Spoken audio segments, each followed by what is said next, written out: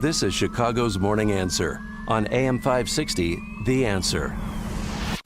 Listen to AM 560 The Answer online at 560theanswer.com, on the AM 560 mobile app, on your Alexa-powered smart speaker, and on TuneIn, iHeart, and on Odyssey. This is Chicago's Morning Answer with Dan Proft and Amy Jacobson on AM 560 The Answer.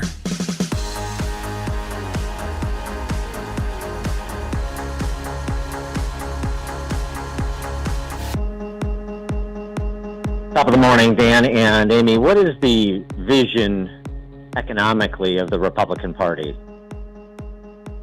We know what the Democrat Socialists want to do. It's implicit in the term Democrat Socialist. They want to make us a European welfare state, and they're well on their way. But what are the Republicans going to offer in the alternative, particularly with a majority in the House? In part, I think the answer was provided by Tom Cotton recently when he was querying Rodney McMullen, the CEO of Kroger, about this $26 billion merger Kroger wants to do with Albertsons. And they're looking for support from Republicans on the Hill. Listen to what Tom Cotton had to say to Rodney McMullen. This situation reminds me a little bit of the situation big tech companies have found themselves in recent years. They've come to Washington because they fear regulation from our Democratic friends or action by the Biden administration, and they expect Republicans, who are traditionally more supportive of free enterprise, to come to their defense. And I've cautioned them for years that if they silence conservatives and center-right voters across the country, if they discriminate against them in their company, they probably shouldn't come and ask Republican senators to carry the water for them whenever our Democratic friends want to regulate them or block their mergers. So I've heard a lot of questioning about that today, and I've read a lot about it in the news. And I'll say this: I'm sorry that's happening to you. Best of luck. To get reaction to that moment, pleased to be joined by Sam Gregg. He's an economic analyst and distinguished fellow at the American Institute for Economic Research. His book, The Next American Economy, Nation, State, and Markets in an Uncertain World. Sam, thanks for joining us. Appreciate it. Dan and Amy, it's great to be with you. Thanks for having me on. What about that? Kroger is seeking protection from the trust busters in the Justice Department, and Tom Cotton said, yeah, well, however it plays out, but don't look for us to provide aid and comfort because we might agree with you on the substance of the matter in terms of the merger of these two grocery store giants, because, you're part of the cultural problem at Kroger. And he went for some time with Rodney McMullen over some instances of oppressive corporate culture and lack of respect for certain views and the promotion of other political views inside Kroger, such that they lost a religious discrimination suit. But what about that as hey, this sort of on-again, off-again rent-seeking behavior, this isn't part of the vision for this Republican and this Republican Party? Well, thanks, Dan. I think you're pointing to, and what Senator Cotton is pointing to, is a real problem in corporate America now, right? So let's face it, so much of corporate America has embraced woke agendas, whether it's ESG, DEI, or whatever happens to be the standard thing you're hearing in a lot of business schools now about what they think the priorities of business should be. And there's no doubt that there's a certain degree of, let's call it wokeness, that's made its way into corporate America, and they've decided they want to play that game. But then, of course, when they run into the buzzsaw of increased regulation coming from the left, they're sort of caught, right, because their traditional allies, the traditional party that has more or less, just certainly more than the Democrats, upheld a sort of pro-market position, et cetera, and has said, you should let these things play out in the marketplace. A lot of business groups are now finding that, I guess that all that activism we did in favor of any number of political causes has meant that we've alienated the group that at least traditionally was there to promote markets and capitalism and a dynamic commercial sector. So the business community have hoisted themselves in their own petard in this regard. I'm very pro-market. I think that antitrust things tend to be weapons that are used by different groups against competitors.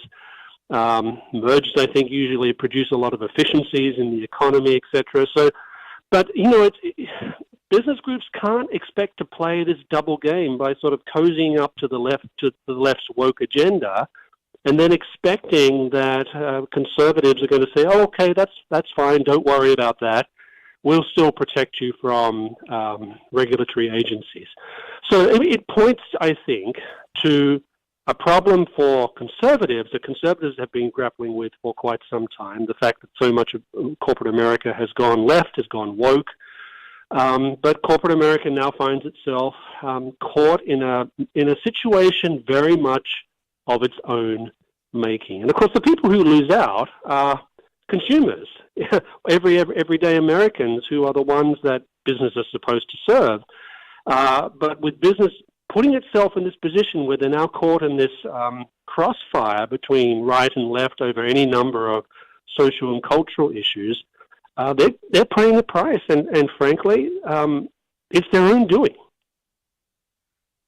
Yeah, it seems to me that some conservatives are now learning that you have to impose a cost. That it's fine to stand on principle, and you should stand on principle. This should be the basis. I believe in free minds and free markets. But for those who don't, and then want me to rally to their defense when, as you say, they hoist themselves on their own petard, well, I'm just not going to be there for you. And to the extent that we can exercise some of our own economic power, we will. And we've seen that with states like Florida and Louisiana, who are divesting pension funds from BlackRock because of this whole ESG silliness. And that's having an impact. Now, Vanguard Funds is walking away from embracing ESG. So, to some extent, you have to be willing to impose a cost on those on-again, off-again free marketeers in corporate America. Yeah, I think we're sort of getting to that position, and I don't like it because I don't like politicians sort of imposing political costs because you don't do what they want you to do. I mean, right. I think, in principle, I think that's problematic because then you get into that whole tit-for-tat game, and that never ends. But it seems to me that part of the problem here we're pointing to, and I talk about this in my book, The Next American Economy, is that there's so many people in corporate America and in the business world who are really actually quite uncomfortable with what they do on a daily basis, which is supposed to be the pursuit of profit and delivery of shareholder value. And they think they need to sort of supplement that with involvement and promotion of any number of progressive and woke causes. And to my mind, what we're seeing now is a reflection of that deeper crisis of confidence that is so everywhere in so much of business America. And they're just not, in many cases, they're just not very good at defending the basics of what they do. And so they sort of revert to this progressive stuff, to this woke stuff, is trying to show that somehow they're good people. So that's the deeper problem, I think, that a lot of business has. Yeah, and Rodney McMullen, when he talked about what Kroger does, he says, our mission is to feed the human spirit. That's a sort of like sentimental schlock, right? That it's so disingenuous, and it does. It's like social media companies that don't really believe in a free exchange of ideas. These platforms, we're here to have robust and make this the virtual publics, or the digital public square in the 21st century, but you actually don't really believe in free speech and an exchange of ideas. And it's sort of the same thing with CEOs and other corporate titans who don't actually believe in free markets. They believe in personal enrichment. They believe in the status, and then they parrot this cant they hear from the political world to sort of, keep criticism at bay. Yeah, and what they should be doing is saying things like, we are here to deliver a profit, to produce shareholder value, and to deliver goods and services that consumers want. And you know what? That's a good thing in itself. And if they were just much more explicit about that, and to be willing to stand up to the progressives and woke types and say, you have your politics, you have your cultural agendas, but that's not part of our work. That's not central to what we do. Now, but so it's partly what you're describing, what we're talking about, this lack of confidence in what business actually does, what it should be doing, and so they revert to this sort of sentimental humanitarian silliness when they talk about what they do. But here's the other problem. The other problem, I think, is what we're seeing is very much a reflection of what's being taught in a lot of business schools now. The Wall Street Journal and the New York Times, of all places, have been covering this pretty closely and talking about how in business schools, this type of rhetoric about these progressive ideas and woke rhetoric about what business should be doing, etc., has made its way now into business schools like Harvard Business School. And you look and you say, well, if lots of business executives are going and studying in these places, and they're hearing these ideas from elite business school professors, then we have a serious problem, because these people, whether we like it or not, exert enormous influence on the formation of business executives. So it goes beyond the business community per se. As I point out in my book, this stuff is everywhere in most business schools now. Remember, business schools used to be seen as a sort of citadel of fiscal conservatism within universities once upon a time. Not anymore. Not anymore by any stretch. And so you have a lot of these sort of social justice-y type people going into the business world now, and we shouldn't be surprised that they're willing to say, well, profit's fine, but in the end we're going to put some of these emphasis on other things. Now, I think the good news is something you pointed out, that some businesses, particularly some of these big funds, are starting to realize that they're paying a price now for their woke activism. BlackRock has certainly taken some significant hits, and that's frankly all to do with Larry Fink and his rhetoric and the way that he talks about stakeholder capitalism and the way that his outfit has embraced ESG and DEI. But then you have outfits like Vanguard who are clearly saying, okay, we realize we've made some serious mistakes, so we need to extradite ourselves from this as soon as possible. And that's what I say to business people who talk to me about this or who ask me questions about the way I talk about it in my book. I say, the best thing you can do is just to extract yourself from this situation as soon as possible, because if you don't, you're going to find yourself smack bang in these political fights about cultural and social issues. And you can only lose in the long term if you get yourself involved in those things. Do you think it'll ever change? That's a good question, Amy, because I often say a lot of business people are not particularly pro-market. I mean, Milton Friedman used to talk about this. He would say that the two biggest groups he found that were most damaging to the cause of markets were, firstly, intellectuals, right? Well, of course, right? We know that. That's just to be a given. But he said the second group were business people. And he said that they have this tendency to go to the government for favors. They want regulatory environments that favor their particular business but make it difficult for other people. They like subsidies. They like the types of things that governments can give them. And when you have a sort of a progressive type of culture in place, then to a certain extent, business people will play this game from a sort of very cynical perspective, because they think that's what they need to do to get along if they want to get that subsidy from Congress, or if they want to get that support for a particular regulation that they think will benefit them. So I think, will this ever go away? I think there's always going to be business people out there who will try and find ways to get privileges from the government. And at the moment, at least given the current complexion of, say, Washington, D.C., for the most part, although that's about to change somewhat, they'll play this game. So it could be a different type of administration in the future, right? And some of them will still play this game. So I think our job, those of us who believe in markets, is to hold their feet to the fire and say, you're business people. You should not be in the business of running off to the government for subsidies and regulation. Why don't you try living in free markets for a change? And that's one of the things I advocate in my book, The Next American Economy. I say we need to be telling business people to be serious about markets and stop looking to government for favors. But it's tough when the federal government is doling out $4 trillion worth of goodies every year. And it seems to me that the only way you're going to see the trajectory of the American economy change if there's some sort of exogenous shock that cripples government's ability to be this provider of goodies. Yeah, I'm glad you mentioned that, because in my book I talk about sorts of different scenarios that could play out with regard to this. And one of the things I suggest is that we could get to the point, and I think we might be starting to get to the point now, whereby the capacity of the federal government and state governments and local governments to offer the sorts of things, the sorts of privileges, the sorts of subsidies, the sorts of tariffs and protectionism and all that stuff, their capacity to do that on the scale that they've been able to do it in the past is getting less. They're just simply running out of resources to be able to do this. Now, we've seen, certainly over the past 2 years, that certainly the Biden administration has upped the game in that respect, right? They're all into that type of thing.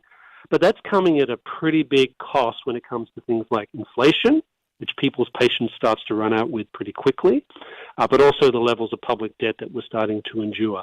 So I tend to think that at some point the capacity of the government to deliver on its end of the crony bargain is going to get harder and harder and harder, and that will mean the incentives will shift away. And there will be, I think, hopefully, there'll be some people on the right who will say, we also need to stop playing this game, because, as you know, there are plenty of Republicans who also play this crony game with the business community.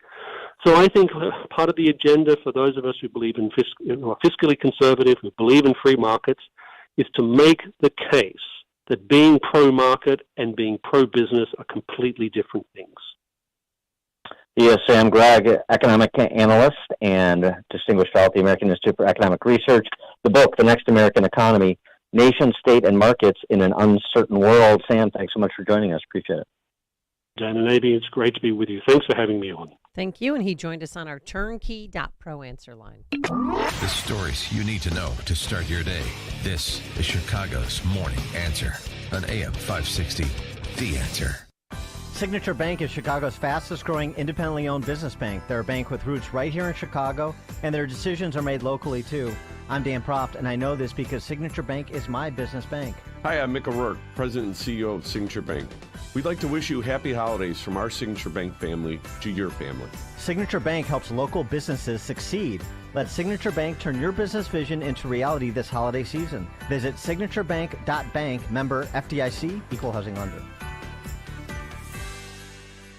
Dan Proft and Amy Jacobson here, and if you're a small business owner or make the marketing or advertising decisions for your business, then listen up. Our annual Food for the Poor campaign is underway, and this year we're helping to raise money for children and their families in Latin America and the Caribbean who are desperate for access to food. Millions of people, including many children, are suffering because of food insecurity. They simply don't know where they will find their next meal. Here's how your business can be part of the solution. Become a Food for the Poor business benefactor. Just make a $2,500 tax-deductible donation to Food for the Poor, and AM 560 will give you 40 one-minute commercials to air right here on AM 560 The Answer between 5 a.m. and 8 p.m. Monday through Friday at no additional cost to you. And through the generosity of your business, you'll be helping to feed more than 70 children for a year. To take advantage of this deal, just call Anjanette Natkowski at 847-472-8951 or go to 560theanswer.com/foodforthepoor. All right. It's cold out. It's snowing. I feel like we're in a snow globe right now. And how are your floors? Are they cold when you get off the bed? When you step off your couch? Well, Permaseal can help. Permaseal foam insulation and crawl space encapsulation will do the trick. And from now until December 31st, you will receive 20% off your crawl space encapsulation system with PermaFoam insulation. Insulating and encapsulating, how many times can I say that word? Your crawl space is the most effective and worthwhile way to solve your cold floor problems, make your home healthier. An untreated crawl space can rot your floor joists, breed mold, and increase your energy costs. So for over 40 years, Roy Spencer and his team have helped 500,000 Chicagoland homeowners make their home healthier and more affordable. Schedule your free inspection today and take advantage of Permaseal's December promotion. 20% off any new estimate for your crawl space encapsulation with PermaFoam. 800-421-SEAL, 800-421-7325, or go to permaseal.net. The following is a paid political announcement. Dr. Willie Wilson, the son of a sharecropper. He left home at age 13 to mop floors and flip burgers, with a vision for a better future for himself and those like him. A future where he could make a difference by creating jobs, by helping the disadvantaged, by giving back. The great city of Chicago needs Dr. Willie Wilson as mayor to bring out its best. I'm Dr. Willie Wilson, and I approve this message. You can't live forever, but your legacy can. At Catholic Cemeteries of Chicago, they've helped families set their legacies in stone for over 180 years. With interest-free financing and low monthly payments, now is the time to set your final wishes in place. Visit CatholicCemeteryChicago.org or call 708-236-5490 today to schedule a free consultation. AM 560, The Answer. All right. Hey, Dan, real quick.